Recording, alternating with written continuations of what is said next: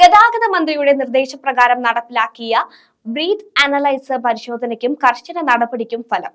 KSRTC ബസ്സുകൾ ഉൾപ്പെടുന്ന അപകടങ്ങളിൽ ഗണ്യമായ കുറവ്. ഗതാഗത മന്ത്രി KB ഗണേഷ് കുമാറിന്റെ നിർദ്ദേശപ്രകാരം നടപ്പിലാക്കിയ തുടർച്ചയായ ബ്രീത്ത് അനലൈസർ പരിശോധനകൾക്കും കർശന നടപടികൾക്കും ശേഷം KSRTC ബസ്സുകൾ ഉൾപ്പെടുന്ന അപകടങ്ങളിൽ ഗണ്യമായ കുറവെന്ന് KSRTC വിജിലൻസ് വിഭാഗം നടത്തുന്ന ഇൻടോക്സിക്കേഷൻ പരിശോധനയിൽ പോസിറ്റീവ് ഫലങ്ങളും വലിയ കുറവാണ് ഉണ്ടായിരിക്കുന്നത്. KSRTC ഔദ്യോഗിക ഫേസ്ബുക്ക് പേജിലൂടെയാണ് വിവരം അറിയിച്ചത്.